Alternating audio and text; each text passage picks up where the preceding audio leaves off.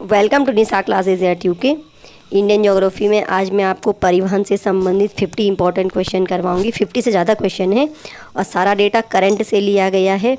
कोई भी डेटा इसमें पुराना नहीं है। फिर भी अगर आप लोग कोई ऑथेंटिक बुक पढ़ रहे हैं तो आप इस डेटा को करेक्ट कर सकते हैं, हमें चैट बॉक्स में मैसेज कर सकते हैं। वैसे डेटा बिल्कुल नया है और बहुत ही ज़्यादा इंटरेस्टिंग इसमें नॉलेज हमने डाली है जो सब की सब एग्ज़ाम ओरिएंटेड है, एग्ज़ाम में जो पूछे जाने वाले क्वेश्चन हैं। तो वीडियो को आप ध्यान से देखिएगा और वीडियो को स्टार्ट करते हैं। चलिए, भारत में राष्ट्रीय राजमार्ग की कुल लंबाई है 144,634 किलोमीटर, यानी 1,44,634 किलोमीटर है भारत में राष्ट्रीय राजमार्ग की कुल लंबाई है।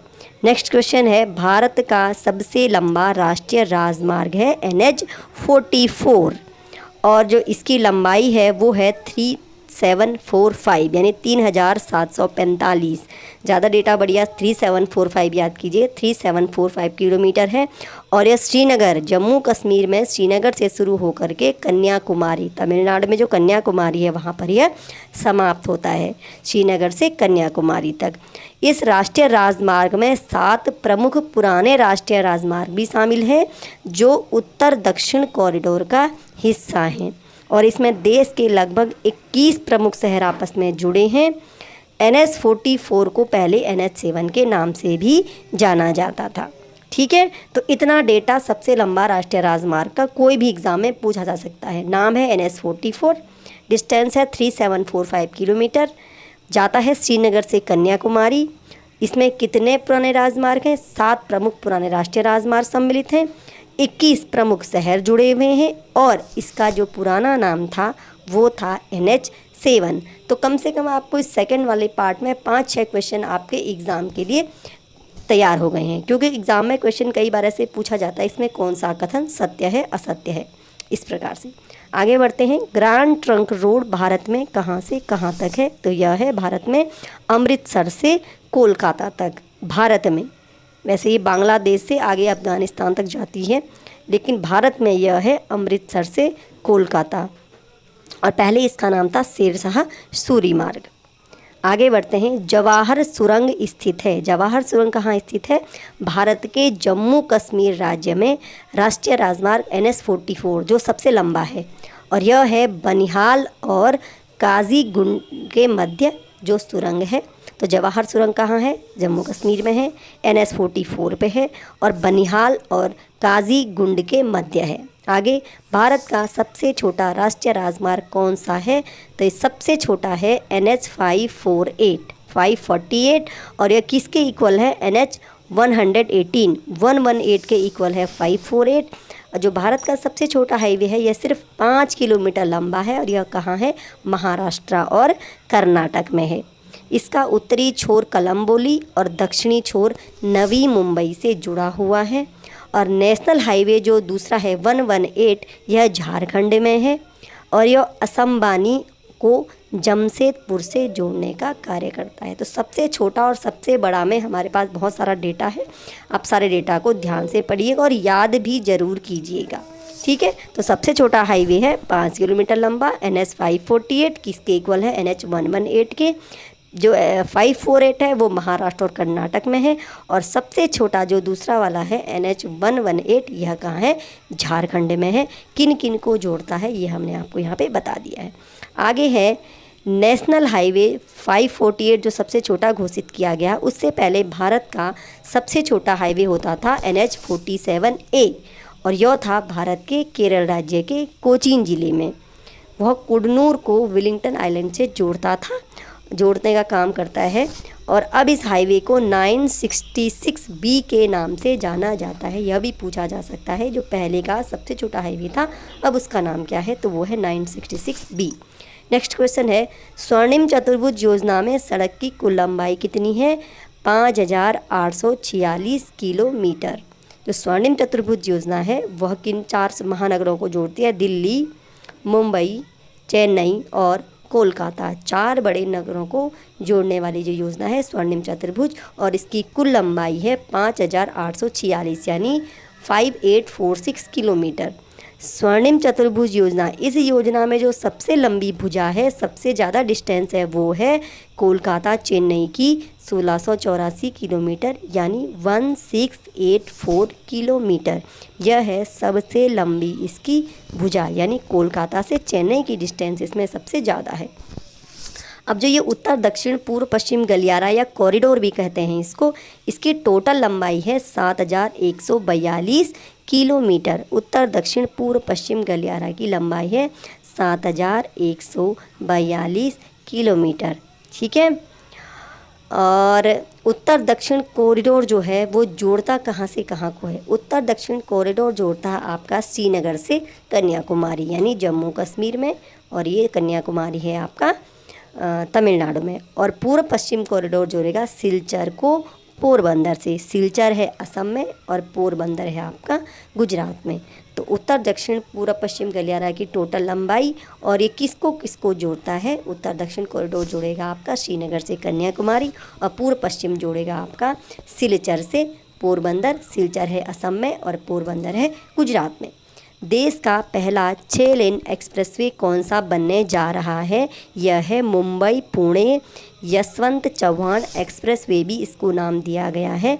यह है कौन सा? मुंबई पुणे एक्सप्रेसवे देश का पहला 6 लेन एक्सप्रेसवे बनाया गया। अब आगे बढ़ते हैं। भारत का सबसे लंबा एक्सप्रेसवे कौन सा है वर्तमान में भारत का सबसे लंबा एक्सप्रेसवे है आगरा लखनऊ एक्सप्रेसवे 302 किलोमीटर का वर्तमान में। और अभी बन रहा है दिल्ली मुंबई एक्सप्रेसवे। दिल्ली मुंबई एक्सप्रेसवे बन जाने के बाद यह सबसे लंबा एक्सप्रेसवे हो जाएगा। कौन सा? दिल्ली मुंबई एक्सप्रेसवे। अभी कौन सा है? आगरा वाला। नेक्स्ट, भारत में कौन सा एक्सप्रेसवे बेंगलोर और चेन्नई को जोड़ता है? तो बेंगलोर चेन्नई एक्सप्रेसवे जोड़ता है बेंगलोर को तमिलनाडु की राजधानी चेन्नई से। और यह एक्सप्रेसवे जो है 260 किलोमीटर लंबा है, और यह बेंगलोर और चेन्नई के बीच की दूरी को 50 किलोमीटर कम करता है। अगर आपको बहुत जल्दी ये डेटा पढ़ना है तो आप इसमें मेन डेटा पढ़ लीजिएगा। वैसे आप सारी जानकारी पढ़ेंगे तो आपके एग्ज़ाम के लिए अच्छा रहेगा। अब जो ये दोनों हैं, ये एक्सप्रेसवे आज की डेट में बहुत ज़्यादा इंपॉर्टेंट क्वेश्चन इससे पूछे जाते हैं, इसलिए एक्सप्रेसवे से जितने भी क्वेश्चन आपको मैं करवा रही हूँ आप सभी को ध्यान से ज़रूर पढ़ लीजिएगा।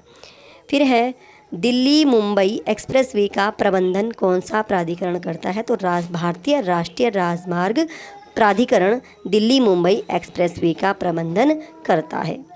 किस एक्सप्रेसवे पर हेलीपैड होगा? तो दिल्ली मुंबई एक्सप्रेसवे जो बन रहा है सबसे लंबा, इस पे होंगे आपके ये थोड़ा क्वेश्चन पीछे चले गए हैं। तो दिल्ली मुंबई एक्सप्रेसवे जो हमारा बन रहा है इस पर आपके पड़ेंगे 12 हेलीपैड। आगे बढ़ते हैं, क्वेश्चन थोड़ा पीछे चला गया है, थोड़ा सा वेट कर लेते हैं। दिल्ली मुंबई एक्सप्रेसवे राजमार्ग का प्रबंधन करता है भारतीय राष्ट्रीय राजमार्ग प्राधिकरण, और इसमें है 12 हेलीपैड। यानी किस एक्सप्रेसवे पर हेलीपैड होंगे? तो दिल्ली मुंबई एक्सप्रेसवे पर दिल्ली और मुंबई के बीच में 12 हेलीपैड होंगे। कौन सा एक्सप्रेसवे धार्मिक पर्यटन को भी बढ़ावा देता है? दिल्ली अमृतसर कटरा एक्सप्रेसवे। दिल्ली अमृतसर कटरा एक्सप्रेसवे स्वर्ण मंदिर और माता वैष्णो देवी मंदिर को जोड़ करके पर्यटन को भी बढ़ावा देता है। कौन सा है? दिल्ली अमृतसर कटरा एक्सप्रेसवे। कौन सा एक्सप्रेसवे ग्रीन फील्ड एक्सप्रेसवे का हिस्सा है? तो गंगा एक्सप्रेसवे है ग्रीन फील्ड एक्सप्रेसवे का हिस्सा। यूपी देश में 13 एक्सप्रेसवे बनाने वाला पहला राज्य बन गया है। यूपी में कितने एक्सप्रेसवे हैं? कुल 13 एक्सप्रेसवे हैं। नेक्स्ट क्वेश्चन है, देश का पहला 8 लेन शहरी एलिवेटेड एक्सप्रेसवे बन रहा है द्वारका एक्सप्रेसवे। यह है दिल्ली और गुड़गांव के बीच 8 लेन का है शहरी एलिवेटेड एक्सप्रेसवे। विश्व की सबसे ऊंची सड़क कौन सी है? लद्दाख की चिसुमले डेमचोक सड़क विश्व की सबसे ऊंची सड़क है, भारत नहीं विश्व की भी। और यह किस दर्रे को पार करती है? उमलिंग दर्रे को पार करती है। कहीं पे इस दर्रे का नाम उमलिंगला दर्रा भी है। यह दुनिया की सबसे ऊंची मोटर योग्य सड़क है। इसका उच्चतम बिंदु 19,000 फीट से अधिक की ऊंचाई पर स्थित है। इसलिए यह विश्व की सबसे ऊंची सड़क है। इससे पहले शायद लेह मनाली वाली सड़क थी, लेकिन अब जो लद्दाख की चिसुमले, ध्यान से देखिए, चिसुमले डेमचोक सड़क है। और यह कौन से, इसको कहीं कहीं पे उमलिंगला सड़क भी लिखा गया है, तो उमलिंगला दर्रे को यह पार करती है। भारत में सबसे अधिक सड़क घनत्व केरल राज्य में है, और भारत में सड़कों की सर्वाधिक लंबाई है महाराष्ट्र में। तो घनत्व है केरल में और लंबाई है महाराष्ट्र में। भारत की सबसे लंबी दूरी तय करने वाली रेलगाड़ी है विवेक एक्सप्रेस, और यह चलती है डिब्रूगढ़ से कन्याकुमारी के बीच। कितनी डिस्टेंस तय करती है? 4189 यानी 4189 किलोमीटर डिस्टेंस तय करती है। डिब्रूगढ़ कहाँ है? असम में है। तो सबसे लंबी जो रेलगाड़ी जो दूरी तय करती है वो चलती है असम से तमिलनाडु, यानी असम के डिब्रूगढ़ से तमिलनाडु के कन्याकुमारी तक। डिस्टेंस कितनी है? 4189 किलोमीटर, और नाम है इसका विवेक एक्सप्रेस। भारत की सबसे तेज़ गति से चलने वाली ट्रेन वंदे भारत एक्सप्रेस, और यह स्पीड है 180 किलोमीटर प्रति घंटा, 180 किलोमीटर पर आवर की स्पीड से वंदे भारत एक्सप्रेस चलती है। भारत में रेल लाइनों की सर्वाधिक लंबाई है उत्तर प्रदेश में। किस राज्य में एक भी रेलवे लाइन नहीं है? तो सिक्किम में एक भी रेलवे लाइन नहीं है। ऐसा कौन सा राज्य है जिसमें एक ही रेलवे स्टेशन है? मिज़ोरम, और इस रेलवे स्टेशन का नाम है बैराबी रेलवे स्टेशन। तो सबसे अधिक रेल लाइनों वाला राज्य है, रेल लाइनों की सर्वाधिक लंबाई है उत्तर प्रदेश में, एक भी रेलवे लाइन नहीं है सिक्किम में, और एक रेलवे स्टेशन वाला राज्य है मिज़ोरम, और रेलवे स्टेशन का नाम है बैराबी। भारत का सबसे लंबा रेलवे स्टेशन कौन सा है? पहले गोरखपुर था, अब जो सबसे लंबा रेलवे स्टेशन है कर्नाटक का हुबली रेलवे स्टेशन, और यह भारत का ही नहीं दुनिया का भी सबसे लंबा रेलवे स्टेशन। रेलवे स्टेशन का पूरा नाम है श्री सिद्धारूढ़ स्वामीजी हुबली स्टेशन। और भारत का सबसे बड़ा रेलवे स्टेशन है हावड़ा जंक्शन। यहाँ 1, 2 या 3 नहीं बल्कि 23 प्लेटफॉर्म हैं और 26 रेल लाइन बिछी हुई है। कहाँ पे? हावड़ा जंक्शन में। सबसे लंबा है हुबली और सबसे बड़ा है हावड़ा। लंबा और बड़ा मतलब चौड़ा होगा, उसमें प्लेटफॉर्म ज़्यादा हैं, और लंबाई अलग चीज़ है। वर्तमान में भारत भर के 15 शहरों में 16 परिचालन मेट्रो हैं, 16 मेट्रो चल रही हैं। दिल्ली मेट्रो सबसे बड़ा है, और भारत का जो मेट्रो नेटवर्क है वो चौथे स्थान पे है। चीन, अमेरिका और दक्षिण कोरिया के बाद, चीन, अमेरिका, दक्षिण कोरिया के बाद है चौथे नंबर पे। ठीक है, सबसे ज़्यादा किस में है? चीन में। भारत में पहली रैपिड ट्रांजिट प्रणाली यानी जिसको हम शॉर्ट में क्या कहते हैं? मेट्रो। भारत में कौन सी थी? कोलकाता मेट्रो सबसे पुराना है, इसका परिचालन हुआ था 1984 में। और दिल्ली मेट्रो जो अभी चल रही है, इसका नेटवर्क पूरे देश में सबसे बड़ा है। किसका है? दिल्ली मेट्रो का। अब आगे बढ़ते हैं, भारत में पर्वतीय रेलवे के बारे में पढ़ते हैं। पर्वतीय रेल जो है नैरो गेज की रेलवे लाइन है, ये क्वेश्चन एग्जाम में पूछा जा चुका है। पर्वतीय रेल कौन सी रेलवे लाइन है? तो नैरो गेज की हैं। उनमें से 3 जो मुख्य हैं, दार्जिलिंग हिमालयी रेल, नीलगिरी पर्वतीय रेल और कालका शिमला रेल। इन तीनों को सामूहिक रूप से हम कहते हैं भारत की पर्वतीय रेल, और इस नाम से इसको यूनेस्को की विश्व धरोहर स्थल के रूप में नामित किया गया है। 3 हैं, ठीक है, कालका शिमला, नीलगिरी और दार्जिलिंग। अब भारत में कुछ पर्यटन रेल भी हैं जो हमने कुछ डेटा यहाँ से उठाया है। तो पहली है डेक्कन ओडिशा। डेक्कन ओडिशा कहाँ चलती है? महाराष्ट्र में। हेरिटेज ऑन व्हील, यह जो पर्यटन रेल है यह चलती है राजस्थान में। ये सिर्फ घुमाने का ही काम करती हैं, पर्यटक स्थलों में ले जाती हैं। आगे है palace on wheel, Rajasthan. Maharaja express चलती है दिल्ली से मुंबई। ओरिएंट एक्सप्रेस जो है वो चलती है गुजरात में। तो हमने आपको 3-4 पर्यटन रेल के विषय में बता दिया है, आप इनको याद कर लीजिएगा। अब है भारत में सबसे लंबी रेल सुरंग। भारत की जो सबसे लंबी रेल सुरंग है उसका नाम है पीर पंजाल सुरंग, और यह पीर पंजाल पर्वत श्रृंखला में चलती है। जम्मू कश्मीर में बनिहाल काजीगुंड रेलवे लाइन पर बनी है। रेलवे लाइन का नाम है बनिहाल काजीगुंड रेलवे। सुरंग है पीर पंजाल और लंबाई है 11.215 किलोमीटर इसकी लंबाई है। नाम है पीर पंजाल सुरंग।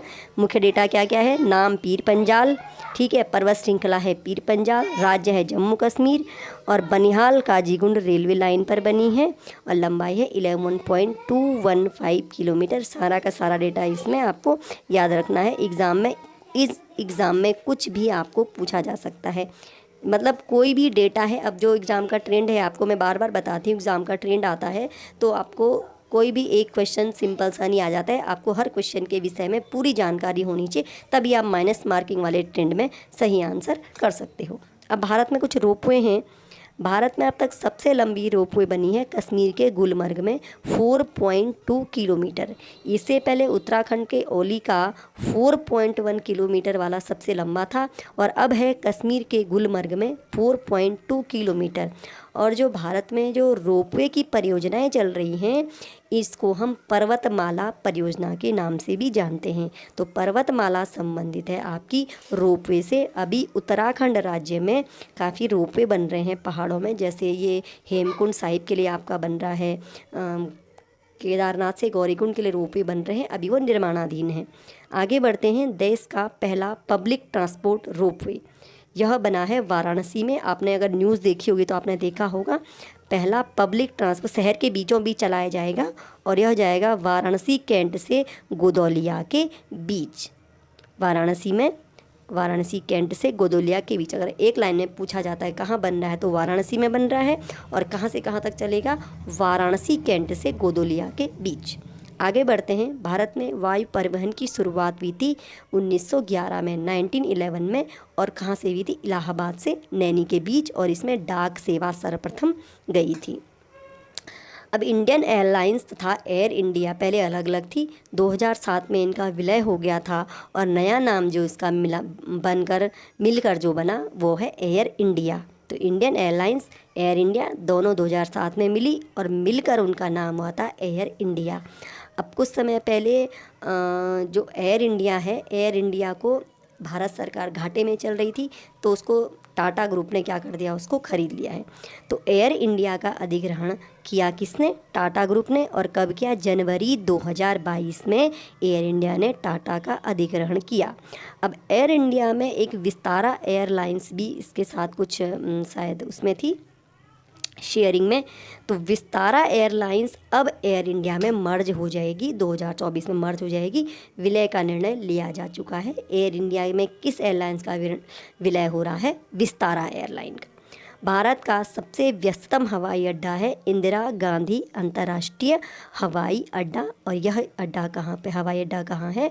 नई दिल्ली में है इंदिरा गांधी अंतर्राष्ट्रीय हवाई अड्डा। इसको IGAB शॉर्ट में बोला जाता है। इंदिरा गांधी अंतर्राष्ट्रीय हवाई अड्डा कहाँ पे? दिल्ली में। सबसे व्यस्ततम हवाई अड्डा है भारत का और विश्व के व्यस्ततम हवाई अड्डों में से यह एक है। आगे बढ़ते हैं। केरल में जो कोचीन अंतर्राष्ट्रीय हवाई अड्डा है, यह PPP मॉडल यानी सार्वजनिक निजी भागीदारी मॉडल के तहत विकसित का भारत का पहला अंतर्राष्ट्रीय हवाई अड्डा है। PPP मॉडल वाला जो हवाई अड्डा है वो है कोचीन इंटरनेशनल हवाई अड्डा। PPP मॉडल वाला पहला अंतर्राष्ट्रीय हवाई अड्डा भारत का है कोचीन। भारत में सबसे ऊंचाई पर स्थित एयरपोर्ट का नाम है कुसोक बकुला रिम्पोची हवाई अड्डा। ये रिसेंट के डेटा हैं। भारत में सबसे ऊंचाई पर स्थित एयरपोर्ट का नाम है कुसोक बकुला रिम्पोची हवाई अड्डा और भारत के लद्दाख के स्थित है। तो सबसे ऊंचाई पर स्थित एयरपोर्ट कुसोक बकुला रिम्पोची नाम है और कहाँ है? लद्दाख की राजधानी लेह में। सबसे अधिक अंतर्राष्ट्रीय एयरपोर्ट वाला राज्य कौन सा है? उत्तर प्रदेश। अभी जो एक बहुत ही ज़्यादा चर्चा में था जेवर हवाई अड्डा कहाँ बन रहा है? नोएडा में बन रहा है। बहुत बड़ा हवाई अड्डा बन रहा है अंतर्राष्ट्रीय। भारत में कुल कितने बंदरगाह हैं? 13 प्रमुख और 200 छोटे तथा मध्यम अधिसूचित बंदरगाह हैं। 13 तो प्रमुख बंदरगाह बन रहे हैं और 13 जो प्रमुख बंदरगाह हैं उनमें से सरकारी स्वामित्व वाले 12 हैं।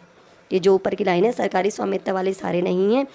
ज़्यादा हिस्सेदारी उसमें सरकार की है, लेकिन जो ये एन्नोर बंदरगाह है चेन्नई का, 13 में से जो 12 हैं वो 12 तो पूरे भारत सरकार के नियंत्रण में, भारत सरकार के स्वामित्व में है, सरकारी बंदरगाह है। लेकिन जो चेन्नई का एन्नोर बंदरगाह है वो एक निगमित बंदरगाह है, निजी स्वामित्व वाला बंदरगाह है। इसको कॉरपोरेटेड एग्ज़ाम में कॉरपोरेटेड भी आ जाएगा और निगमित भी आ जाएगा, निजी भी आ जाएगा। तो जो मुख्य बंदरगाह है एन्नोर बंदरगाह, ये क्या है, भारत का निजी स्वामित्व वाला बंदरगाह। इसको निगमित भी है, कहीं पे लिखा हुआ निगमित है ये। वैसे एग्जाम में मुख्य तो आपको निगमित ही पूछा जाएगा। निगमित या कॉरपोरेटेड बंदरगाह आपका कौन सा है, चेन्नई का एन्नोर बंदरगाह। और अब इस एन्नोर बंदरगाह का नाम भी बदल दिया गया है। अब हम आपको बता रहे हैं निगमित बंदरगाह। तो ये चेन्नई का एन्नोर बंदरगाह एक निजी स्वामित्व वाला बंदरगाह है, निगमित या कॉरपोरेटेड बंदरगाह है। अब भारत में जो अन्य बंदरगाह हैं वो काफ़ी हैं, कुछ अदानी ग्रुप के पास भी हैं, लेकिन जो मुख्य बंदरगाह हैं उसके विषय में हमने आपको बताया है। अब आगे बढ़ते हैं। इंडिया का सबसे बड़ा बंदरगाह कौन सा है, मुंबई बंदरगाह है इंडिया का सबसे बड़ा बंदरगाह। आकार और शिपिंग यातायात के हिसाब से भारत का सबसे बड़ा बंदरगाह है। और कहाँ पर है ये, भारत के पश्चिमी तट पर, पश्चिमी मुंबई में मुंबई बंदरगाह। एन्नोर बंदरगाह का जो नया नाम है Kamarajar port limited, Kamarajar port limited Ennore बंदरगाह का नया नाम है। भारत का ज्वारीय बंदरगाह है कांडला, कांडला बंदरगाह भारत का ज्वारीय बंदरगाह है। कहाँ पर है, गुजरात में है। और इस बंदरगाह को व्यापार मुक्त क्षेत्र के रूप में स्वीकार किया गया है। व्यापार मुक्त क्षेत्र, अगर आप इकोनॉमिक्स में पढ़ रहे होंगे तो आप जानते होंगे, यहाँ पर जो सीमा शुल्क वगैरह नहीं लगता है। नहावा सेवा किस बंदरगाह का नाम है, जवाहरलाल नेहरू बंदरगाह का नाम है नहावा सेवा। और यह कहाँ पर है, अरब सागर तट पर मुंबई के दक्षिण में स्थित है। कौन सा, नहावा सेवा यानी जवाहरलाल नेहरू बंदरगाह। कोलकाता बंदरगाह का नया नाम क्या है, श्यामा प्रसाद मुखर्जी पोर्ट। और यह भारत का सबसे पुराना है और नदी तटीय बंदरगाह है। भारत में 111 अंतर्देशीय जलमार्ग हैं और सबसे लंबा जो राष्ट्रीय जलमार्ग है वो है NW1 यानी राष्ट्रीय जलमार्ग संख्या 1 वाराणसी से हल्दिया, और इसकी लंबाई है 1620 किलोमीटर, 1620 किलोमीटर लंबा है NW1 राष्ट्रीय जलमार्ग संख्या 1। और डिस्टेंस जाता कहाँ से कहाँ तक है, वाराणसी से हल्दिया।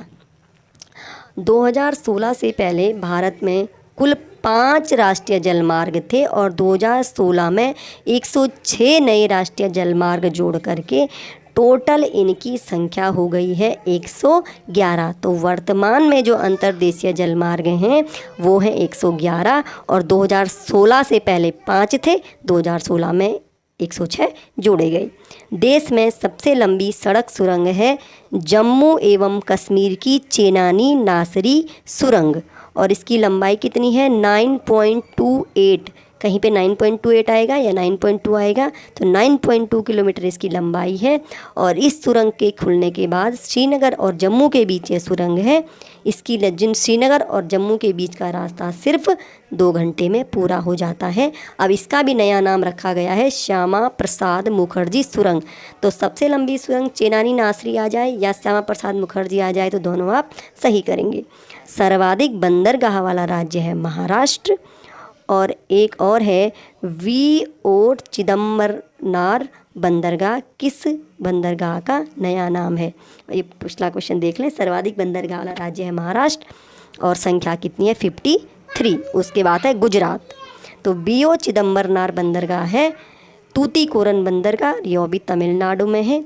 नेक्स्ट क्वेश्चन देखते हैं। भारत में कृत्रिम बंदरगाह कौन कौन है, चेन्नई, एन्नोर और तूतीकोरन भारत में कृत्रिम बंदरगाह हैं। और लगभग आज हमने आपको इंडियन ज्योग्राफी कंप्लीट करवा दी है। कुछ जो लिस्ट होती है जैसे बहुउद्देशीय परियोजनाएं, हवाई अड्डे और बंदरगाह वगैरह, ये हम आपको छोटे छोटे वीडियो में प्रोवाइड करवा देंगे। अगर आपको हमारा वीडियो अच्छा लगता है तो आप हमारे वीडियो को लाइक कर सकते हैं, अच्छा नहीं लगता तो अनलाइक भी कर सकते हैं, और ज़रूरत पड़े तो आप सब्सक्राइब भी इसको कर सकते हैं।